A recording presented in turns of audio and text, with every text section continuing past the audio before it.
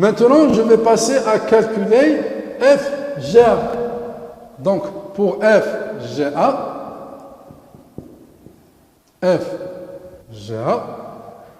c'est une force qui est portée par la droite GA, qui est égale à moins Q fois Q fois le vecteur QG. Donc, je vais travailler directement avec le module qui est égal à FGA, qui est égal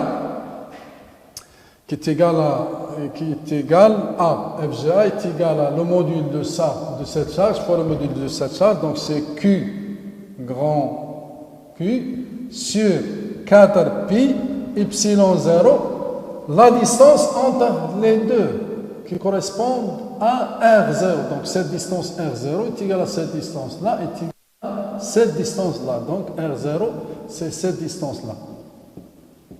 R0 au carré. Donc, pour déterminer R0, je vais travailler sur le triangle ici, ce triangle-là. C'est un triangle rectangle. OK? Ici, on a R0 et ici, on a A sur 2. Le cosinus.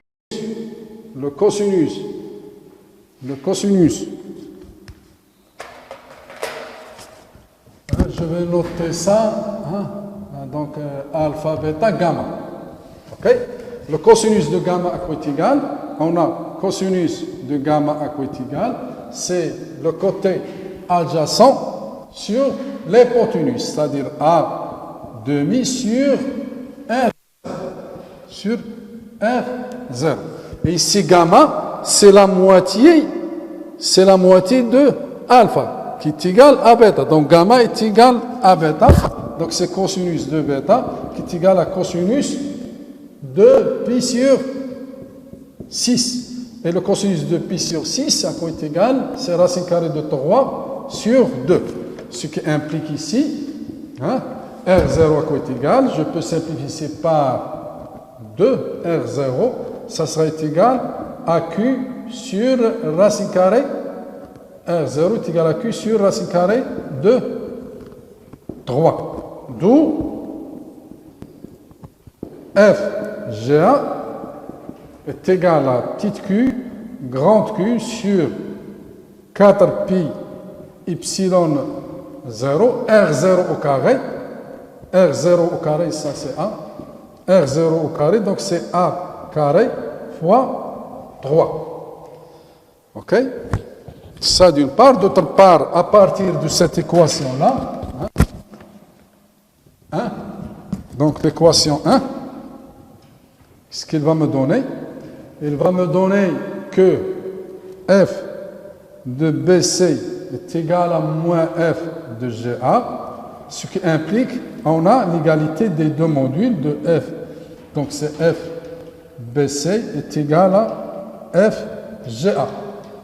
Et par conséquent, si j'introduis ça et ça, donc cette grandeur-là, donc c'est 1, 2, 3, 4. Donc 2 et 3, donc 4.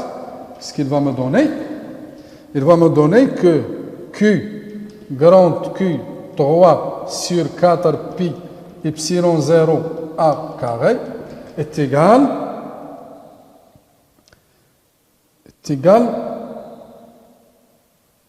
pardon, ici c'est racine carrée de 3.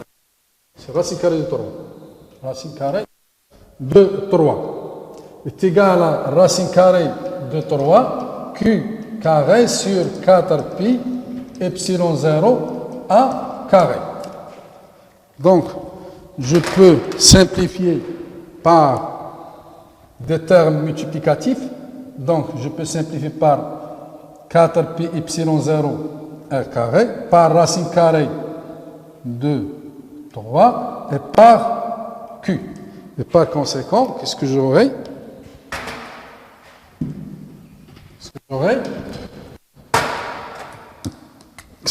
Cela va m'impliquer il va m'impliquer que racine carrée de 3 de Q est égal à petite q.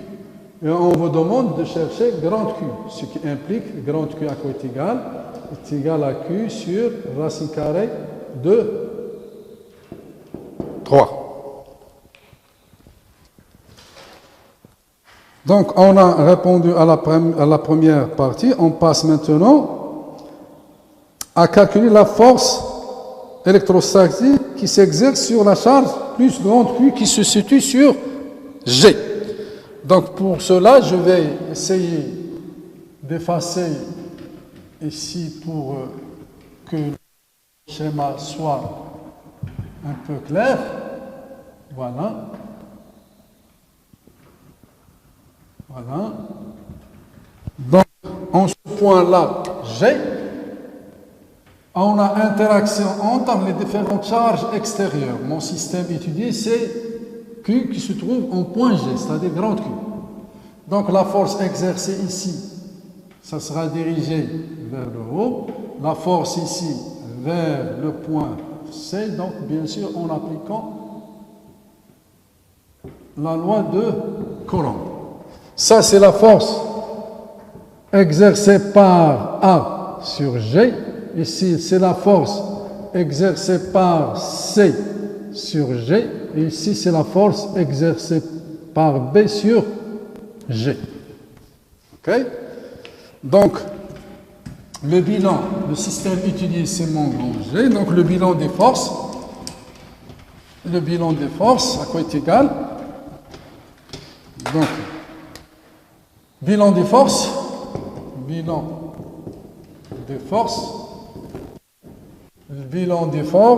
donc on a F AG plus F CG plus F BG.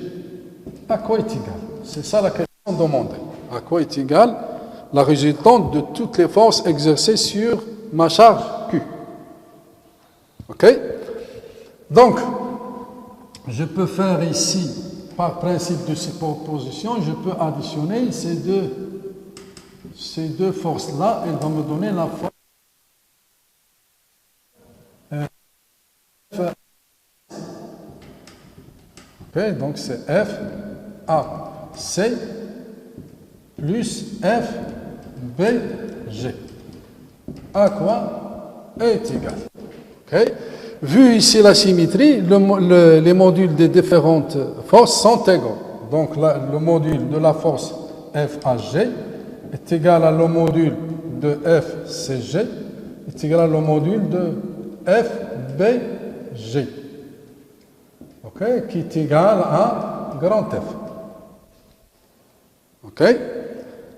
Donc F AC à quoi est égal? F AC, le module de F AC, le module de F AC, puisque ces deux forces sont égaux, et on a ici le même angle que je vais le noter par exemple, un petit a. OK? L'angle petit a. OK? Donc est égal 2 fois FAG qui est égal à F cosinus de petit a. Donc, pour trouver le cosinus petit a, je vais considérer ce triangle. OK? Avec ça, c'est bêta qui est égal à pi sur 6. Ça, c'est bêta. Donc, je vais appliquer ici la somme des angles intérieurs de mon triangle. Qu'est-ce que j'aurai?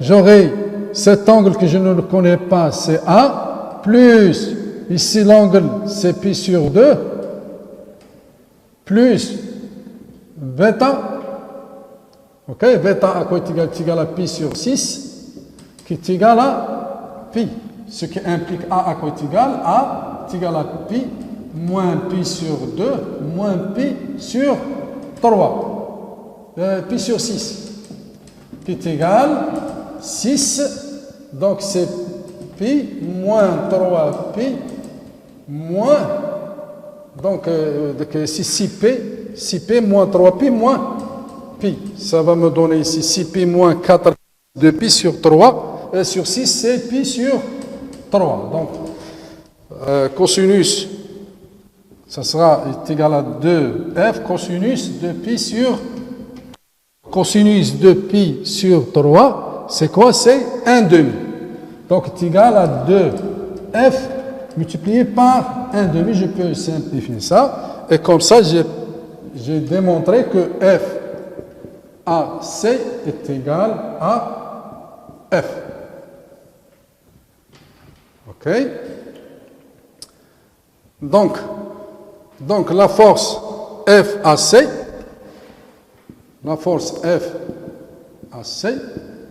c'est une force qui est dirigée vers le bas, donc est égale à moins F porté par EY, c'est moins F EY, et F BG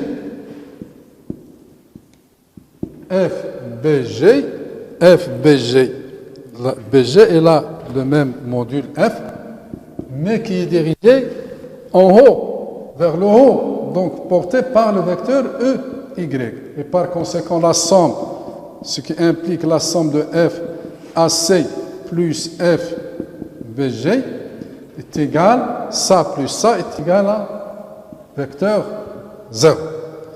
Donc, les deux forces est égale à, la somme est égale à 0. Donc, ce qui implique que la force exercée sur G est égale à 0. Puis, on me demande de déduire le champ électrostatique. Donc, le champ électrostatique,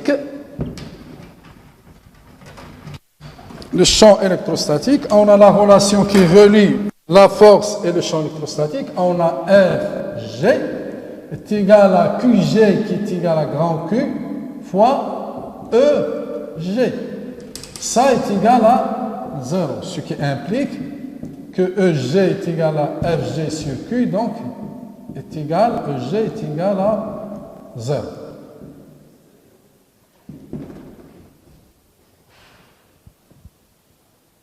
Donc,